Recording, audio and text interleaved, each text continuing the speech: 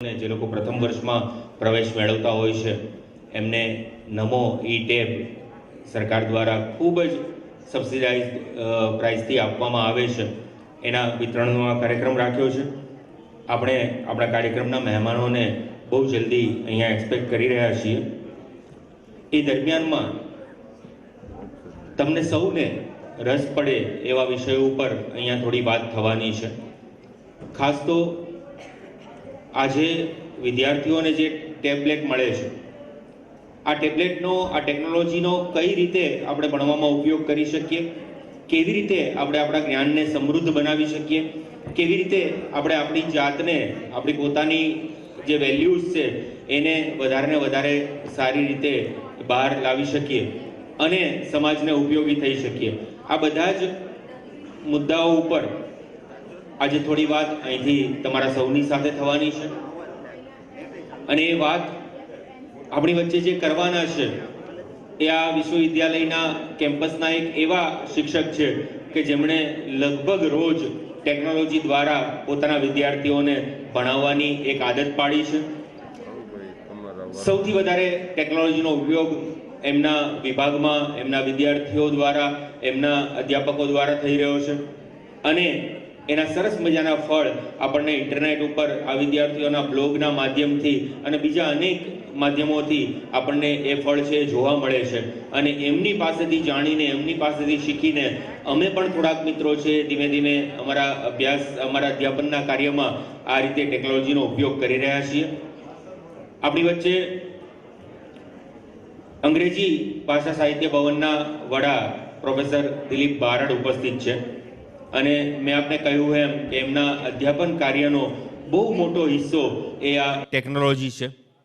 એમના દરેક વિદ્યાર્થીઓ લેપટોપ સાથે રાખી અને એ પ્રકારે જ ભણે છે અને જે કાંઈ ક્લાસમાં વર્ક થાય, જે કાંઈ એસાઇનમેન્ટ્સ અપાય, જે કાંઈ એમને કામ સોંપાય એ બધું જ એમણે બ્લોગના માધ્યમથી ઓનલાઈન મૂકી અને એ બાકીના વિદ્યાર્થીઓ સાથે, અધ્યાપકો સાથે અને બીજા જે લોકો રસ ધરાવતા એમની સાથે શેર કરવાનું રહે છે.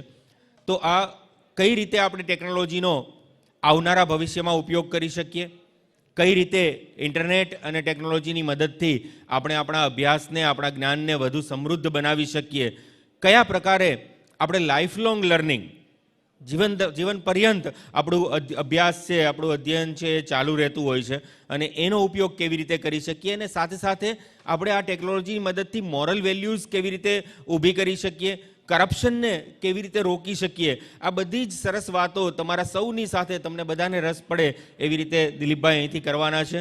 હું મહારાજા કૃષ્ણકુમારસિંહજી ભાવનગર યુનિવર્સિટી વતીથી પ્રોફેસર દિલીપ બારડને વિનંતી કરું કે આપ સૌની સાથે આ સુંદર મજાની માહિતીઓ છે શેર કરે. Professor Dilip Barad. Thank you. Very good morning, everybody. Very good morning. Yeah, fine. Well, आप सब लोग 12वीं कक्षा पास करके फर्स्ट ईयर MKBU यूनिवर्सिटीज़ की कॉलेजेस के अंदर आपने एडमिशन लिया है.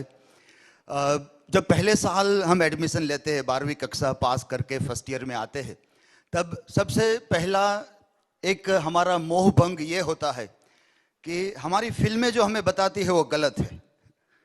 फिल्मों में तो कॉलेज में जब लोग जाते हैं तो डांस होता है, इश्क होता है, प्यार होता है, लेकिन जब हम गए तो पूरा डल माहौल था.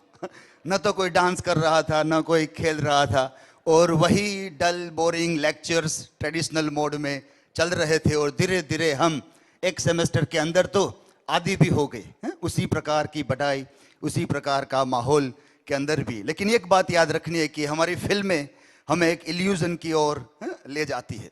एक फिल्म आई थी, बहुत अच्छी फिल्म थी, वो थी रंग दे बसंती. शायद आपको याद होगा, रंग दे बसंती फिल्म थी. उसका एक डायलॉग था, उस एक डायलॉग काफ़ी दिनों तक याद रहा. जब भी स्टूडेंट्स के साथ बातचीत होती है तो मैं हमेशा उस डायलॉग को याद करता रहता हूँ.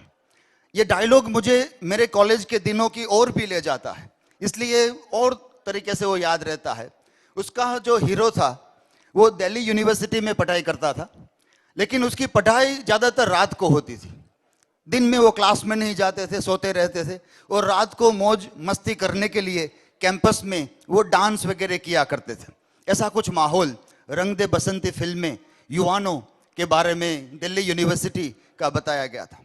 उसमें वो हीरो बोलता है, वो कहता है कि जब हम कॉलेज के अंदर होते हैं तब हम जिंदगी को नचाते हैं। जब हम कॉलेज कैंपस के अंदर होते हैं तब इस दरवाजे के अंदर हम जिंदगी को नचाते हैं, लेकिन जब इस दरवाजे के बाहर हम जाते हैं तो जिंदगी हमें नचाती है। ये 5 साल, ये जो कॉलेज के आप फर्स्ट ईयर में है, 3 साल में ग्रेजुएट होंगे, उसके बाद 2 साल शायद बहुत सारे लोग पोस्ट ग्रेजुएशन भी करेंगे। ये 5 साल उसके बाद जो होगा वो नाच होगा, जिंदगी की एक ट्यून चलेगी और हम उसके साथ नाचते रहेंगे। इस 5 साल का हम क्या करें? जब हम कॉलेज में थे तो हमारे पेरेंट्स, हमारे टीचर्स हमें 2 ऑप्शन देते थे। एक मैथमेटिकल इक्वेशंस की बात करते थे कि 5 is equal to 50, 5 is equal to 50। 5 साल मजे कर लो, 50 साल परेशानी होगी। 5 साल मेहनत कर लो, 50 साल मजे करोगे। This 5 years are very very important. इस 5 साल में आप जो स्किल्स एक्वायर करोगे, आप जो कौशल्य वर्धन करोगे, आप जो ज्ञान प्राप्ति करोगे, आप जो विचारों का आपके अंदर जो एक पुख्त वय की ओर जाओगे, ये 5 साल 50 साल तक आपको एक बेहतरीन भविष्य दे सकता है। बेहतरीन भी हो सकता है और ना भी हो सकता है, वो डिपेंड करता है how we use this 5 years। इस 5 साल का हम कैसे इस्तेमाल करें, उस पर वो पूरा का पूरा आधार है। जैसे आप भी मेरी बात नहीं मानते होगे, मैं भी नहीं मानता था। पेरेंट्स कहते, टीचर कहते तो भी कहते कि भाई देख लेंगे, जो होगा सो देखा जाएगा।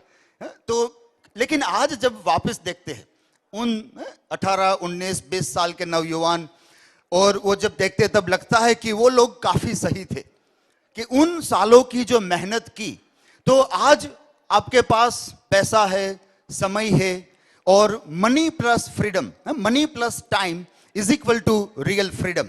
हम आनंद से जो चाहे वो कर सकते हैं। लेकिन अगर वो 5 साल हमने बर्बाद कर दिए होते और मौज मस्ती ही की होती, तो आज भी कहीं ना कहीं जोमेटो की गाड़ी लेके घूम रहे होते, यहाँ वहाँ जाकर टिफिन से या तो मुंह मारते होंगे या जाकर कोई ऐसा छोटा मोटा काम करते होंगे। This 5 years are very very important in grooming our next upcoming 50 years in life also. आज हम कुछ बात करने वाले हैं टैबलेट की, मोबाइल टेक्नोलॉजी और टैबलेट जो आप सबको दिए जा रहा है। गुजरात सरकार की हमें एक तरफ से देखें तो तारीफ करनी चाहिए। ऐसा नहीं है कि सिर्फ गुजरात में ऐसा हो रहा है, पूरे भारत में, पूरे विश्व में टेक्नोलॉजी का एक रिवॉल्यूशन है। तो बहुत सारे देशों में सरकारें अपने स्टूडेंट्स को, टीचर्स को अलग अलग रूप से टेक्नोलॉजी से आमुख करवा रही है। दिल्ली यूनिवर्सिटी के स्कूल्स के बारे में आपने बहुत पढ़ा होगा कि वहाँ बहुत बड़ा रिवॉल्यूशन वो कर रहे हैं। मेरी कुछ बात हो रही थी उनके शिक्षकों के साथ, तो उन लोगों ने बताया कि हम टीचर्स को टैबलेट दिए जा रहे हैं। दिल्ली यूनिवर्सिटी में टीचर्स को गवर्नमेंट की ओर से कुछ 15,000 रुपये का टैबलेट दिया जा रहा है। जब मैं कंपेयर करता हूं कि टीचर्स को टेक्नोलॉजी दी जाए या फिर गुजरात के अंदर स्टूडेंट्स को टेक्नोलॉजी दी जाए, दोनों में से ऑप्शंस कौन सा अच्छा है, कौन सी बात अच्छी है? टीचर्स को टेक्नोलॉजी दी जाए सरकार के द्वारा या स्टूडेंट्स को दी जाए? मेरा ऑप्शन रहेगा कि स्टूडेंट्स को दी जाने वाली टेक्नोलॉजी सच में सही है। टीचर्स के पास तो सैलरी ऑलरेडी है, वो तो खरीद भी सकते हैं, उनके लिए पैसे सरकार को बर्बाद करने की जरूरत नहीं है।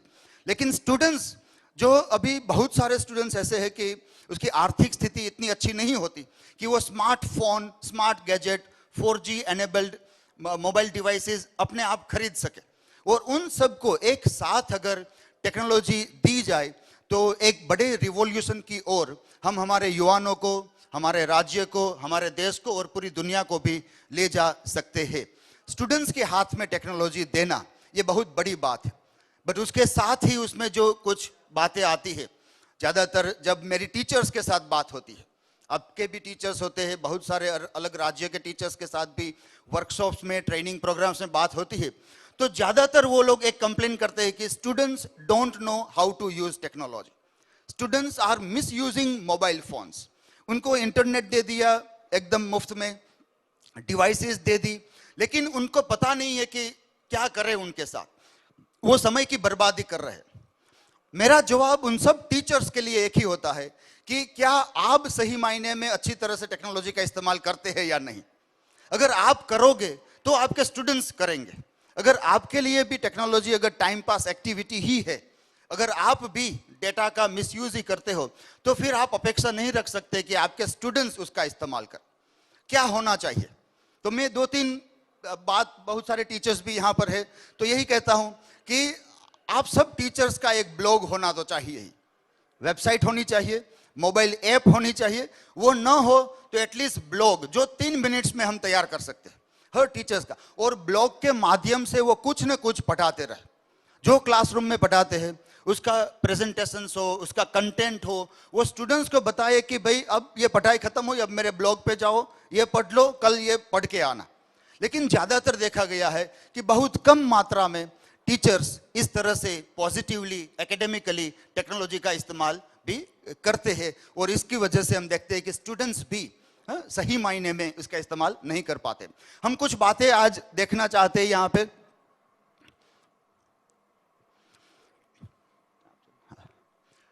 डिजिटल एरा जिसमें हम रह रहे हैं, उसकी थोड़ी लाक्षणिकताएं हम देखें। कैरेक्टरिस्टिक्स ऑफ डिजिटल एरा, हम क्या जानते हैं कि डिजिटल एरा मतलब क्या। आज कोई ये मना नहीं कर सकता कि हम डिजिटल रिवॉल्यूशन के समय में रह रहे हैं। इसके बाद में किसी के मन में अब शंका नहीं होनी चाहिए। ये भी अगर हम सोचे कि फिर से हम 20वीं सदी या 19वीं या 18वीं सदी में चले जाएंगे तो वो भी नहीं होगा।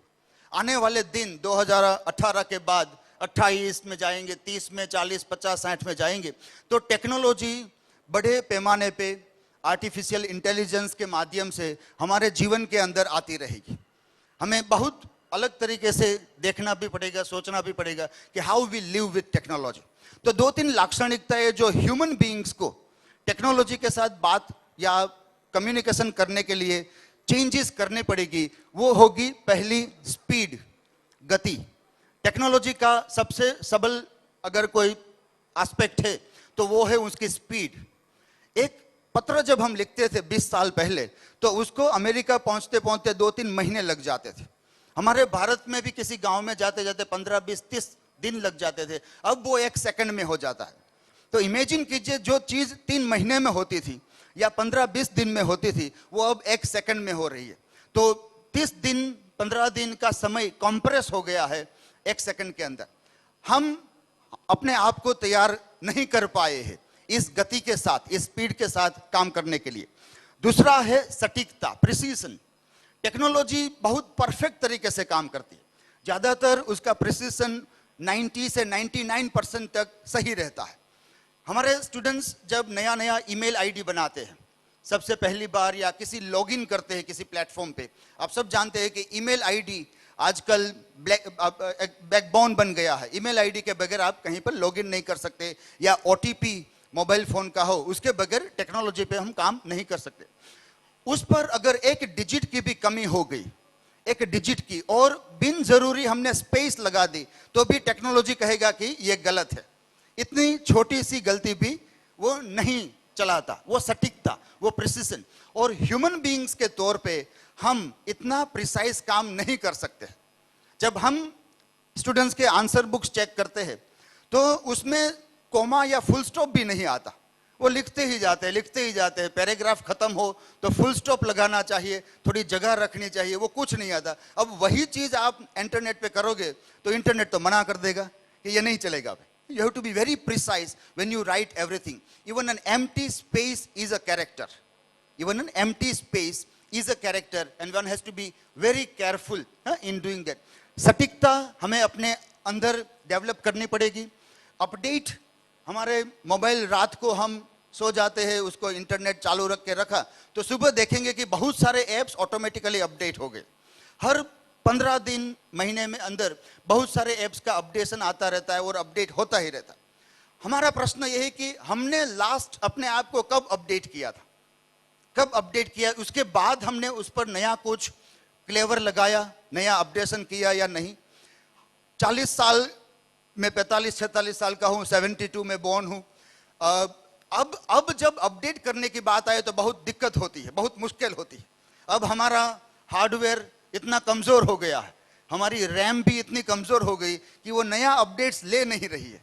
अभी आप 50 साल की ओर जाओ, 60 साल की ओर जाओ, तो देखोगे कि वो तो और भी मुश्किल है उनके लिए अपडेट होना। यंग पीपल के लिए अपडेट होना बहुत आसान है, लेकिन ये हमारी कैरेक्टरिस्टिक्स बननी चाहिए। आप 20 से 30 से 40, 50, 60 तक पहुंचो, फिर भी ये कैरेक्टरिस्टिक जो टेक्नोलॉजी की है कि हमेशा नए विचारों के साथ अपने आप को सतत अपडेट करते ही रहो, ये हमें सीखना है। और आखिरी बात है time and space. Time and space को टेक्नोलॉजी ने तोड़ दिया है। जो चीजें एक समय पे, एक जगह पर, एक समय पे होती थी, अब कहीं पर भी, एनीवेयर एनी टाइम वो पॉसिबल हो गया है। Anywhere any time. एक ट्रेडिशनल, अब आज भी हम ट्रेडिशनल माहौल में ज्यादातर पढ़ाई करते हैं। एजुकेशन का एग्जाम्पल अगर हम ले तो उसमें ज्यादातर ट्रेडिशनल मोड में हो रहा है। हमारी बैंकिंग सिस्टम ने नए तरीके अपना लिए हैं, और जब बैंकिंग सिस्टम ने नए तरीके अपनाए तो उसने 2-3 चीजें काफी महत्व की थी। एक जो उसने किया वो ये किया कि जो लोग बुजुर्ग है, जो ओल्ड पीपल है, उनको VRS, वॉलंटरी रिटायरमेंट स्कीम दे दी कि अगर ये लोग जो अपडेट नहीं हो पाते हैं वो सिस्टम में रहेंगे तो फिर इस सिस्टम को वो अपडेट नहीं होने देंगे, वो सतत ब्रेक लगाते रहेंगे। तो उन सबको रिटायर कर दिया और नई सिस्टम आ गई। एक समय था जब हम 11 बजे से 3 बजे तक ही बैंक में जाके ट्रांजैक्शन कर सकते थे या पैसे उठा सकते थे, हमारे ही पैसे हो, लेकिन फिर भी बैंक के समय पे अनुसार ही जाना पड़ता था। आज जब भी आपको पैसे चाहिए, अगर पैसे हो तो आप ATM में जाकर रात को, आधी रात को, अर्ली मॉर्निंग, इवनिंग, आफ्टरनून, कभी भी जाकर उठा सकते। जिसको कहते हैं हम एनीवेयर एनी टाइम। समय, टाइम एंड स्पेस को टेक्नोलॉजी कैसे तोड़ती है, हमारा बैंकिंग सेक्टर उसका एक एग्जाम्पल है। अब तो मोबाइल में एप्स आ गई है, अब तो ATM जाने की जरूरत नहीं है, किसी को पैसे देने हैं, ट्रांजैक्शन करना है तो मोबाइल ऐप के द्वारा, मोबाइल टेक्नोलॉजी के द्वारा हम आसानी से वहां भी न जाए तो भी हो सकता है। एजुकेशन ज्यादातर अभी ट्रेडिशनल माहौल में चल रहा है। हम 1-2 उदाहरण देखेंगे कि टेक्नोलॉजी में क्या नए परिवर्तन आ रहे हैं। तो 4 चीजें, speed, precision, update, time and space, इन 4 चीजों टेक्नोलॉजी और डिजिटल एरा की लाक्षणिकता है और इनके साथ हमें एडजस्ट होना है। ये सब हमारे अंदर भी, ह्यूमन बीइंग्स के अंदर भी आए, ये हमें देखना है।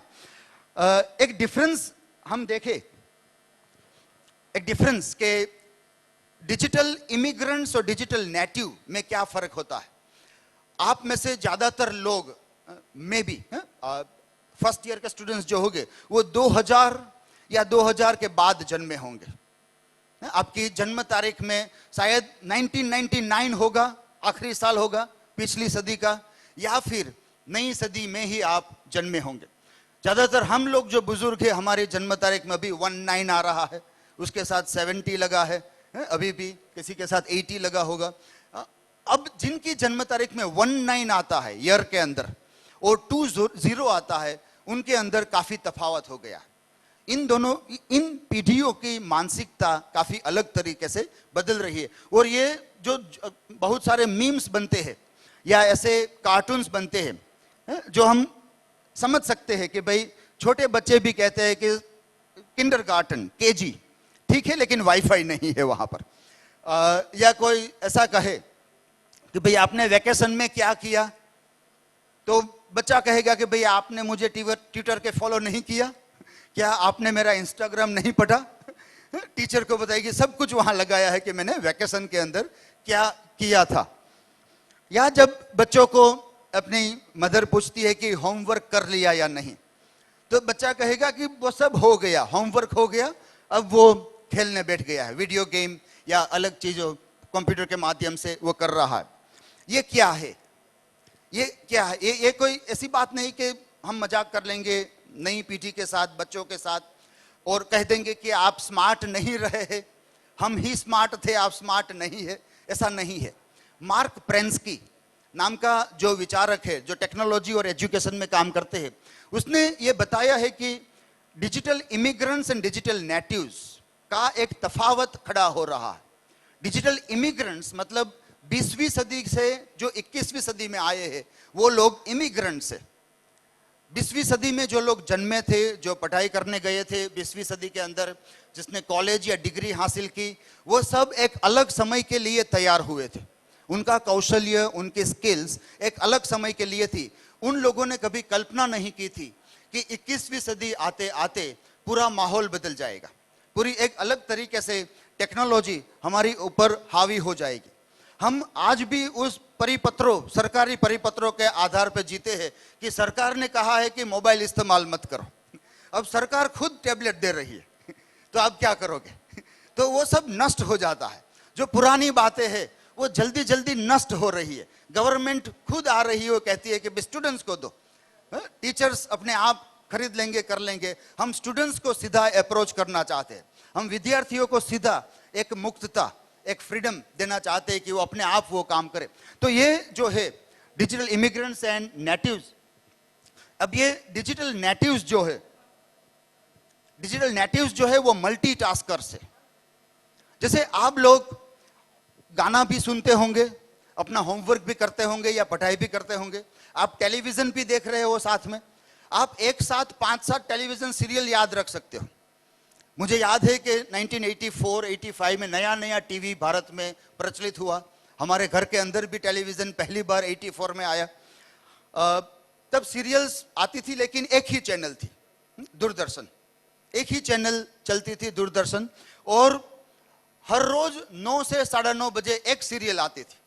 और हम स्कूल में जाते थे 8वीं 9वीं कक्षा में, तब हम मेमोरी टेस्ट लेते थे, एक दूसरे का मेमोरी टेस्ट, और सबको पूछते थे कि क्या आपको याद है कि मंडे से सैटरडे तक कौन सी सीरियल आती है?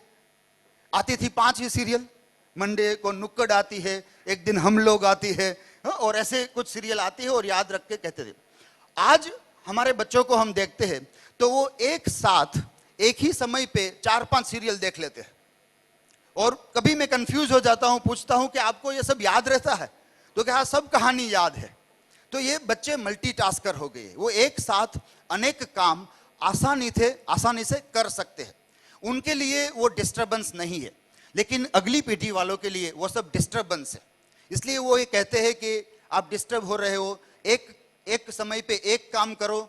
नई पीढ़ी के लोग एक समय पे अनेक काम आसानी से कर सकते हैं। और ये मार्क प्रेंस्की जो है वो मल्टीटास्किंग में कहते हैं पैरेलल थिंकिंग ऑटोमेटिकली डेवलप हो रही है लोगों के अंदर। लोगों का मस्तिष्क बदल रहा है, उनकी आदतें धीरे धीरे बदल रही है, और मल्टीमीडिया के साथ पढ़ाई हो रही है। आज भी शायद आप लोगों में हमारी तरह एक आदत होगी कि आप किताब में पढ़ोगे तो ही आपको याद रहेगा, सीधा स्क्रीन से पढ़ोगे तो शायद याद नहीं रहेगा। पता नहीं आप में वो आदत है या नहीं, मेरे अंदर अभी भी वो आदत है। कोई रिसर्च पेपर लिखता हूं या मटेरियल तैयार करता हूं तो मुझे प्रिंट देखता हूं तो बहुत सारी गलतियां नजर आती है। प्रिंट के बगैर स्क्रीन पे वो गलतियां नजर नहीं आती है। ये क्यों होता है? क्योंकि मेरा बचपन स्कूल के अंदर किताबों के साथ गया है। मेरी दिमाग की आदत जो थी वो किताबें पढ़ने की थी, तब कभी भी स्क्रीन नहीं था। जैसे बताया कि 8वीं 9वीं कक्षा में एक टेलीविजन आता है और वो शाम को 6 बजे शुरू होता है, 11 बजे बंद हो जाता है। आप कल्पना कीजिए कैसा समय होगा वो। शाम को 6 बजे शुरू होता है, 9 बजे खत्म हो जाता है। और अगर कोई पॉलिटिकल लीडर का अवसान हो जाता है तो 4-5 दिन की शोक सभाएं चलती है। पूरा दिन दूरदर्शन पे तंबूरा वादन, सितार वादन, तबला वादन या कृषि के संदेश ही चलते हैं। नो एंटरटेनमेंट, क्योंकि एक पॉलिटिकल लीडर की अवसान हुई है। और 84 मैंने आपको याद दिलाया, 84 में नया नया टीवी आता है, आप एकदम क्रेजी हो टीवी के लिए, और आपके प्रधानमंत्री की हत्या हो जाती है और टेलीविजन 8-10 दिन के लिए बंद हो जाता है। तो आपके अंदर कितनी एंग्विश हो जाती होगी उस चीज के लिए। आज समय बदल गया। Hundreds of channels 24 hours it keeps on airing one or the other things to the people, and now people are going from television to Netflix, Hotstar, and mobile platforms also there. So multimedia, multi resources के साथ पढ़ना ये एक अनिवार्य हो गया है। एक छोटा सा वीडियो आपने एक एड तो देखी होगी इंटरनेट बेबी की, एक देख लेते हैं थोड़ी।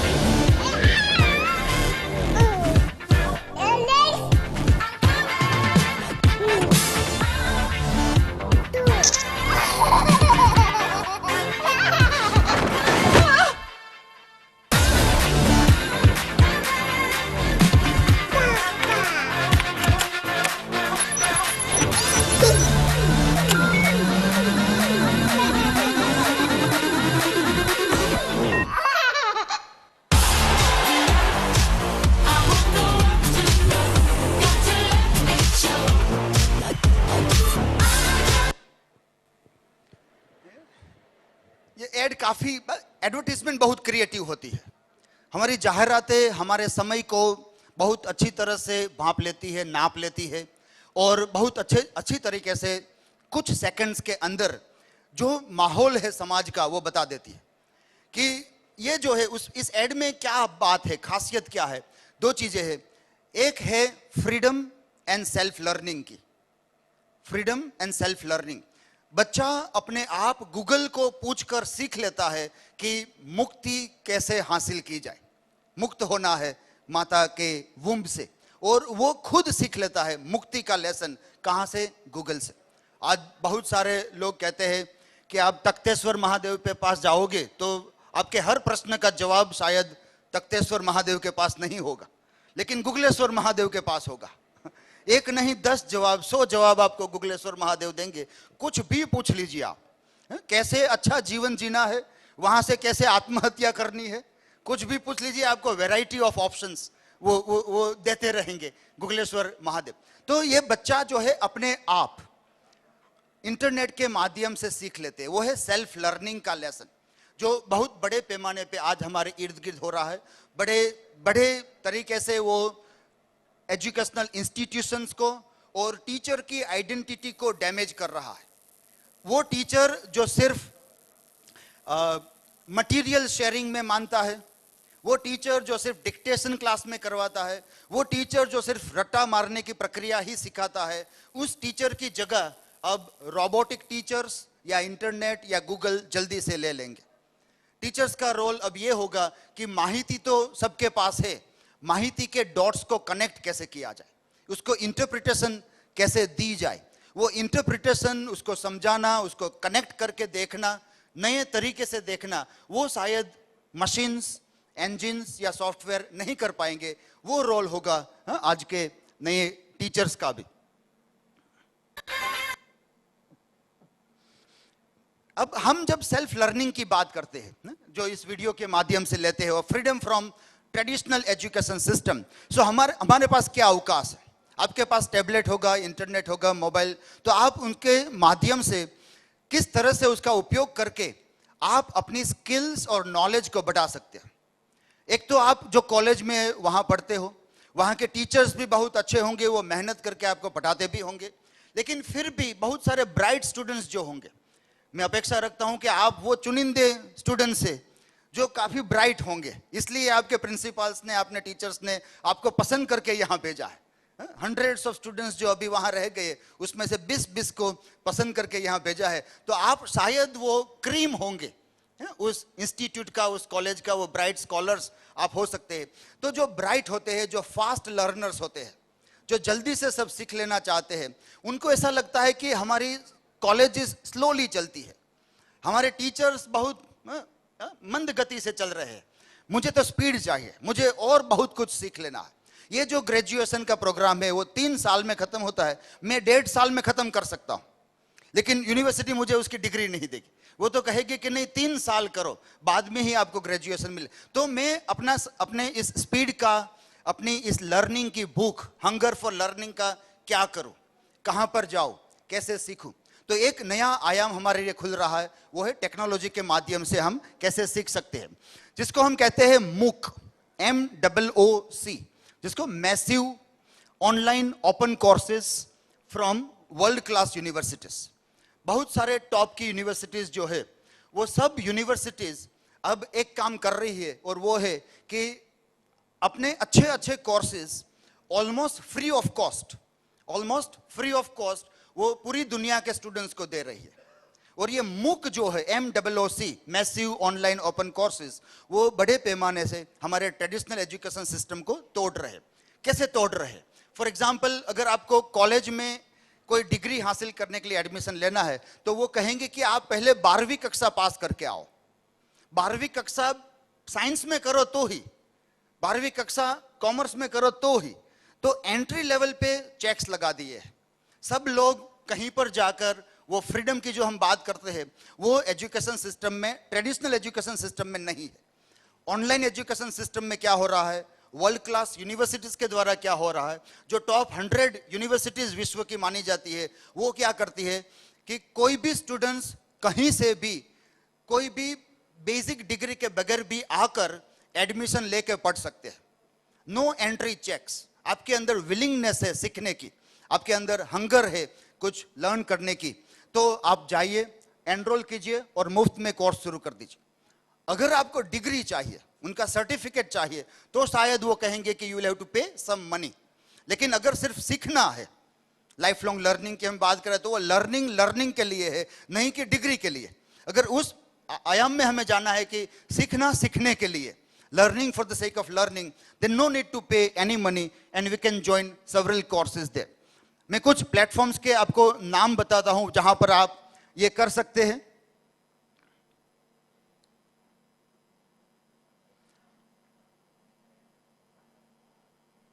एक प्लेटफॉर्म है कोर्सेरा, COURSERA,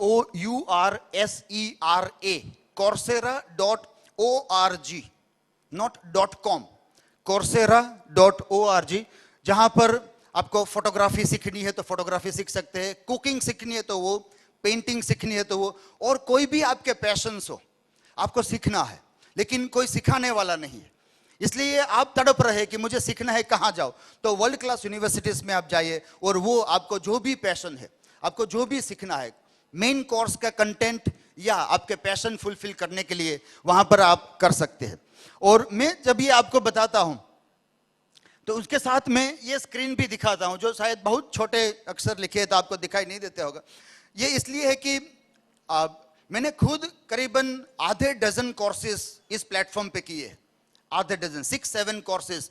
और ये देखो तो ये है एक यूनिवर्सिटी ऑफ पेंसिल्वेनिया से एक कोर्स किया है, ग्रीक एंड रोमन माइथोलॉजी पे। एक यूनिवर्सिटी ऑफ मेलबोर्न से किया है, how to teach 21st century skills, 21वीं सदी उनकी स्किल्स क्या है, उनका कोर्स जो मैं थोड़ी बातें यहाँ बता रहा हूँ। तो वो मेरे पास कहाँ से आई, तो यूनिवर्सिटी ऑफ मेलबोर्न का ये ऑनलाइन कोर्स किया था, वहाँ से आई है। द ओहायो स्टेट यूनिवर्सिटी से टेक्नोलॉजी एंड एथिक्स, जो काफ़ी महत्व की बात आजकल है, टेक्नोलॉजी एंड एथिक्स की, तो यूनिवर्सिटी ओहायो स्टेट यूनिवर्सिटी से। यूनिवर्सिटी ऑफ लंदन से रिसर्च मेथोडोलॉजी पे एक कोर्स किया है। यूनिवर्सिटी ऑफ ऑरेगन, यूएसए से अंग्रेजी भाषा कैसे पढ़ाई जाए, उनके कोर्स मैंने किए हैं। और ये कोर्स मैंने किए after 45 years of my life, 45 साल के बाद। वो बहुत मुश्किल था ये कोर्स करना, लेसन्स पूरे करना, असाइनमेंट्स टाइम पे सबमिट करना काफ़ी मुश्किल था। लेकिन मैंने सोचा कि अगर मुझे टेक्नोलॉजी की बात स्टूडेंट्स के साथ करनी है, अगर मुझे टेक्नोलॉजी अपनी पढ़ाई में, अपने क्लासरूम एनवायरनमेंट में लानी है, तो first I have to be online learner, then I can be online teacher. सब टीचर्स के लिए मैं एक सलाह हर हमेशा देता हूं कि पहले आप ऑनलाइन लर्नर बनिए। आप कभी भी ऑनलाइन लर्नर नहीं थे, आप क्लासरूम लर्नर थे ट्रेडिशनल मोड में, लेकिन नए माध्यम में आपने कभी सीखा ही नहीं कि ये क्या है। और हम ये देखते हैं कि वहाँ असाइनमेंट सटीक तरीके से, प्रिसाइसली एक समय पे देना है तो देना है, वरना समय गया, रात को 11:59 हो गई, अगर आपने असाइनमेंट सबमिट नहीं किया तो दूसरा दिन हो जाता है, फिर आपका असाइनमेंट कोई नहीं लेता है। यहाँ तो आप जाओगे, गिड़गिड़ाओगे, रोओगे, तो टीचर बेचारा इमोशनल हो जाएगा और कहेगा कि चलो भाई दे दो, पुरानी तारीख में मैं ले लेता हूँ, आपके असाइनमेंट में तारीख पुरानी डाल दो, मैं आपके असाइनमेंट। लेकिन टेक्नोलॉजी ऐसा नहीं करेगी, वो प्रिसाइसली काम करेगी। वो कहेगा कि you have to respect time, समय का मूल्य करना ही पड़ेगा वरना वो नहीं होगा। तो बहुत सारी जगह पर से हम ये कोर्सेज सीख सकते हैं। फिर इंडिया में भारत सरकार ने, मिनिस्ट्री ऑफ एचआरडी ने भी एक प्लेटफॉर्म तैयार किया है, वो उसका नाम है स्वयं, जो नाम खुद बता रहा है सेल्फ लर्निंग की बात। स्वयं नाम का प्लेटफॉर्म मिनिस्ट्री ऑफ एचआरडी ने, बहुत सारे कोर्सेज ऑनलाइन हो चुके हैं। आप सब लोग चाहे तो उसमें एनरोल करके जो भी कोर्स करना है वो एकदम मुफ्त में कोर्स कर सकते हैं। ये भारत सरकार, मिनिस्ट्री ऑफ एचआरडी का प्लेटफॉर्म स्वयं है। टीचर्स के लिए भी ये प्लेटफॉर्म बहुत महत्व का है। हमने इससे पहले भी उनकी 1-2 वर्कशॉप की है यहाँ पर। रिफ्रेशर कोर्सेज या ओरिएंटेशन प्रोग्राम जो होते हैं टीचर्स के लिए कंपलसरी, अब वो ऑनलाइन शुरू हो चुके हैं। तो जिन टीचर्स को अपने संस्था से छुट्टी नहीं मिल रही है बाहर जाकर सेमिनार, कॉन्फ्रेंस या ओरिएंटेशन रिफ्रेशर कोर्स करने की, वो अब अपने घर बैठे हुए वहाँ पर इसमें ओरिएंटेशन या रिफ्रेशर कोर्सेज भी कर सकते हैं, जिसकी सर्टिफिकेट की वैल्यू भी भारत सरकार ने मान्य की है। ठीक उसी तरह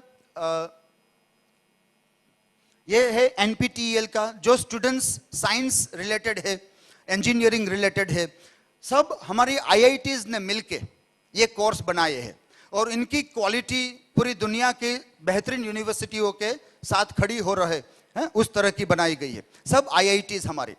बहुत सारे एस्पिरेंट स्टूडेंट्स होंगे जो आईआईटी के लिए तैयार करते थे, एंट्रेंस एग्जाम में जाना था लेकिन पास नहीं हो पाए। सबसे कठिन एग्जाम्स पूरे विश्व में अगर कोई हो तो आईआईटीज और आईआईएम की एंट्रेंस एग्जाम्स है। आप में से बहुत सारे लोगों ने ट्राई किया होगा, नहीं हो पाए, लेकिन अभी भी सीखना है, वहां से उनके टीचर से सीखना है। तो आप एनपीटीईएल के साइट पे जाकर बहुत सारे इंटरेस्टिंग कोर्सेज ज्वाइन कर सकते हैं। गवर्नमेंट ऑफ इंडिया का ये प्रोजेक्ट है और एकदम मुफ्त में, free of cost, the learning can happen there. उसके साथ दूसरा एक प्रोजेक्ट गवर्नमेंट ऑफ इंडिया का चल रहा है, वो है national digital library of India. उसके अंदर करीबन 19 lakhs of resources are made available and again free of cost. कोई भी स्टूडेंट्स वहां जाए, एनरोल करे, सब्जेक्ट डोमेन में जाए, आप जो पढ़ाई करते हो उसी सब्जेक्ट में अगर आपको प्रॉब्लम लगे कि मटेरियल नहीं मिल रहा है तो यू कैन ट्राई हियर। शायद मिल भी जाए, अभी ये डेवलप हो रहा है तो सभी प्रकार के कोर्स नहीं होंगे, लेकिन फिर भी 19 lakh of courses are there and this platform also is growing in a faster way। तो एक जो बात है कि सिर्फ डिवाइस देना ही काम नहीं है। Government is not giving only the device to play with the things, but they also are preparing a background कि यहाँ लाइब्रेरी बन रही है ऑनलाइन जो स्टूडेंट्स के टैबलेट में सीधी आ सकती है। यहाँ कोर्सेज अपलोड हो रहे हैं एनपीटीईएल के द्वारा, स्वयं के द्वारा, जो स्टूडेंट्स अपने टैबलेट के अंदर वो सीख रहे हैं। तो सरकार पैरेलल काम कर रही है कि डिवाइस भी दी जाए और उस पर कैसे पढ़ाई की जाए, उसका एक नेटवर्क, उसका प्लेटफॉर्म भी हम तैयार करते जाए। और उसके बाद में ये एक एनएडी का प्रोजेक्ट चल रहा है, वो अभी आपको काम का नहीं है, लेकिन आप जब ग्रेजुएट हो जाओ तब आप किसी जॉब में अप्लाई करते हो तो your certificates are to be verified. तो कंपनी वेरिफिकेशन के लिए यूनिवर्सिटी भेजेगी, पूरी प्रक्रिया में 2-3 महीने लग जाते हैं। अब एक प्लेटफॉर्म आ रहा है नेशनल एकेडमिक डिपॉजिटरी का, जहां पर आप सबकी डिग्री सर्टिफिकेट्स अपलोड यूनिवर्सिटी करेगी और जो भी कंपनी है वो सीधा वहां पर वेरीफाई कर सकती है। जो काम 2-3 महीने में होता था वो अब धीरे धीरे, ये भी अभी फर्स्ट स्टेज में है, तो सीधा आपको अभी बेनिफिट नहीं मिलता, लेकिन आप जब ग्रेजुएट होंगे तब तक 3 साल के अंदर ये प्लेटफॉर्म भी काफी मजबूत हो जाएगा। तो इस माध्यम से हम देखें कि ये एक वीडियो आता था टेलीविजन की एड में। अरे अरे अंदर कहाँ आ गए? बच्चे को स्कूल में पढ़ाना है, एडमिशन फुल है। चलिए भाई साहब, गांव में स्कूल नहीं है तो कैसे पढ़ेगी? मेरे पोती को भर्ती कर दो। गांव में स्कूल नहीं है तो कैसे पढ़ेगी? अरे वो पढ़े। एक स्कूल में सबको कैसे पढ़ाऊं? आइडिया है।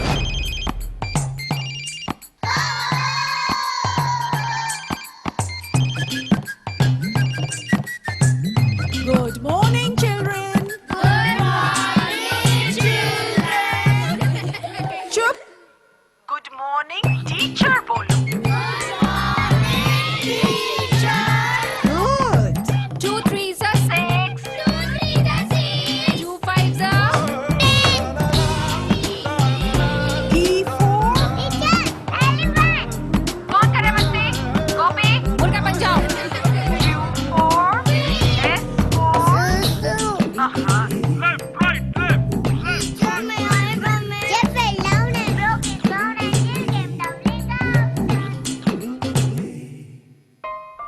And the best student of the year is Lakshmi Raghav.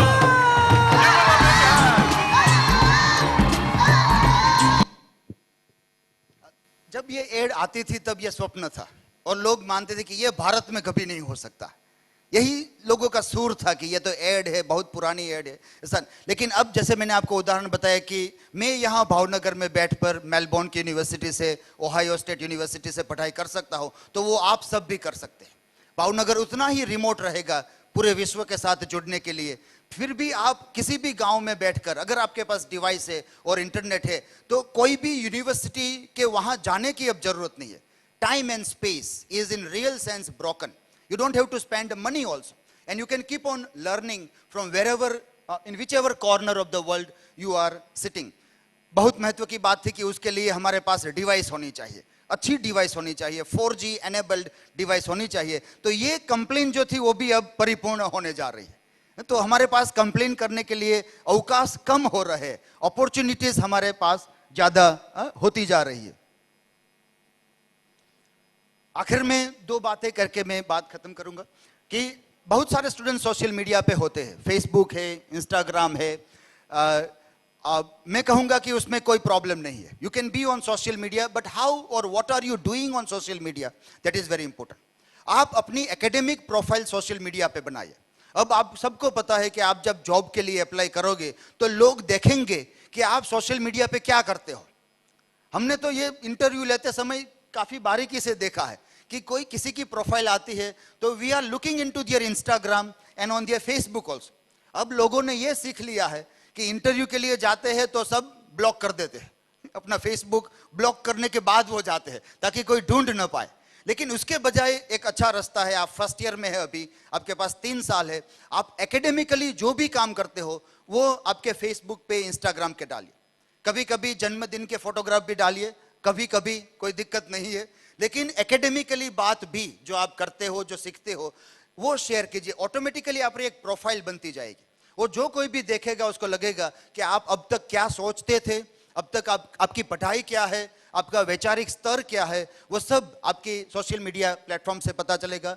मेरी एक सलाह रहेगी कि आप सब लोग ब्लॉगर बन जाने चाहिए। आप अगर फिल्म देखते हो, आपको फिल्म पसंद आती है, तो आपको at least 1 paragraph of film review लिखना ही चाहिए और अपने ब्लॉग पे वो पब्लिश कीजिए। आपने अच्छी किताब पढ़ी है, एक अच्छी पोयम पढ़ी है, आपका रिफ्लेक्शन दीजिए, आपका थिंकिंग डेवलप होगा, आपकी राइटिंग स्किल डेवलप होगी। और कहाँ पर छापना है, पब्लिश करना है, अपने ब्लॉग पे, blogger.com पे जाइए, सीधा स्क्रीन पे आता है, do this you do and your blog is ready within 3 minutes। But keep on thinking and writing about whatever you are doing. Film देखना भी बुरा नहीं है, देखने के बाद सोचिए और फिर कुछ लिखिए। Your thinking capacities will develop and your writing skills also will be developed, which are very important skills in life also। और सबसे आखिर में कि टेक्नोलॉजी के माध्यम से हम क्या हासिल करना चाहते हैं। सबसे बड़ा प्रश्न अगर सामाजिक व्यवस्था में, राजकीय व्यवस्था में अगर कोई है तो वो है करप्शन का। करप्शन को अगर हम कंट्रोल कर पाए तो बहुत बड़े पैमाने पर हम एक अच्छी समाज व्यवस्था हम सब के लिए बना सकते हैं। तो टेक्नोलॉजी हमें कहां पर मदद कर सकती है करप्शन को कंट्रोल करने में। एक रियल लाइफ एपिसोड हम देखते हैं, बनी बनाई बात नहीं, जाहिरातों वाली बात नहीं, जो काल्पनिक तत्व ज्यादा होता है, लेकिन एक रियल स्टोरी हम देखें कि कैसे करप्शन को कोई रोक सकता है सिर्फ टेक्नोलॉजी के माध्यम से। बिहार के मुजफ्फरपुर जिले के रत्नौली गांव के संजय साहनी को रोजगार की तलाश दिल्ली ले आई थी। बतौर इलेक्ट्रिशियन वो दिल्ली में काम कर रहे थे। जब भी गांव जाना होता था तो वहां पर नरेगा जैसी सरकारी योजनाओं में चल रही धांधलेबाजी की बातें भी कानों में पड़ती थी। संजय को गांव के लोगों की परेशानियां सताती थी। एक बार वो पड़ोस के साइबर कैफे में थे और संयोग से उनका परिचय इंटरनेट के जादू से हुआ। हमें गोल चक्री मालूम था उसका कि ये गोल है, उसमें 2-3 कलर है गोल से, उसमें दुनिया होता है, सब कुछ होता है। आपके दिमाग में जो चीज आएगा वही चीज निकाल के देगा।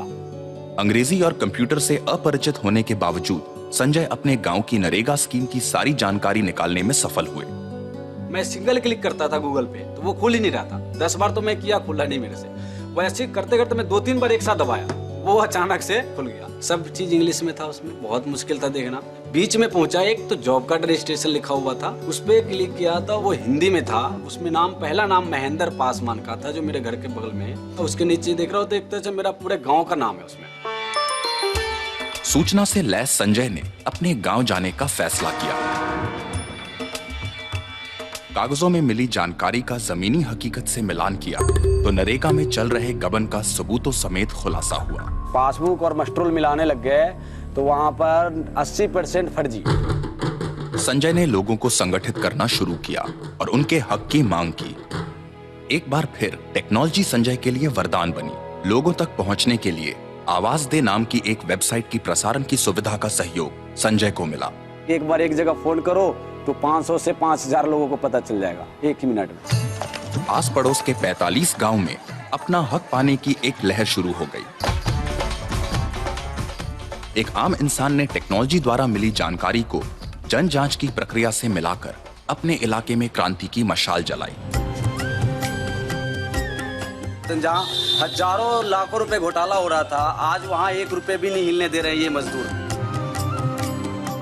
अपना काम छोड़कर दूसरों के हक के लिए लड़ने के एक इंसान के जज्बे और जुनून से इतना बदलाव संभव है तो सोचिए, संजय जैसे कुछ जुनूनी लोग देश के हर गांव और शहर में पनप जाएं तो हिंदुस्तान का आने वाला कल कितना सुनहरा होगा।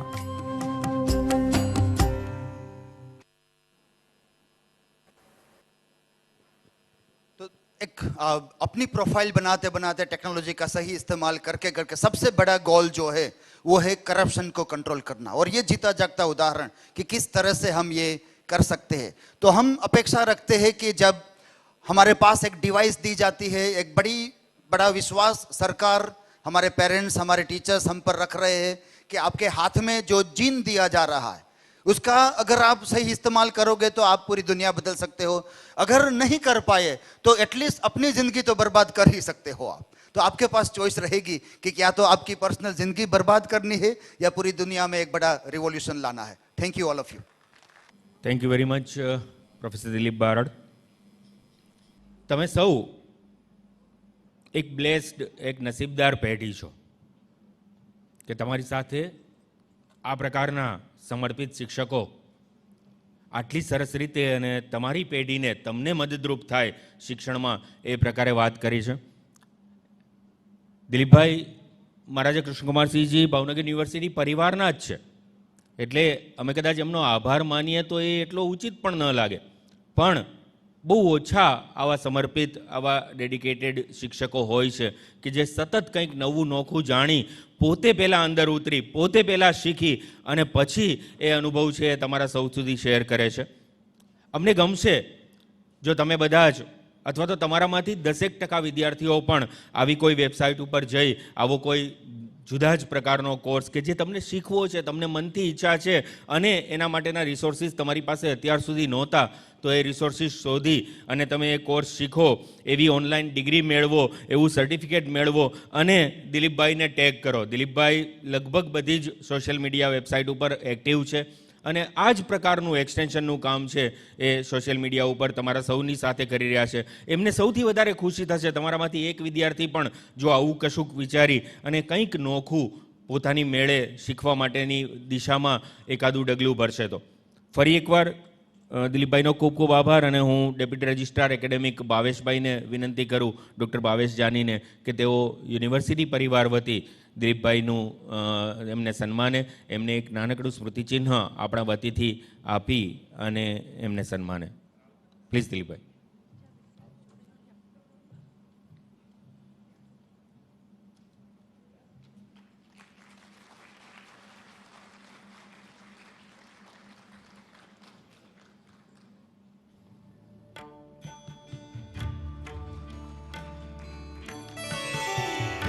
Thank you Dilipbhai, thank you Bhaveshbhai.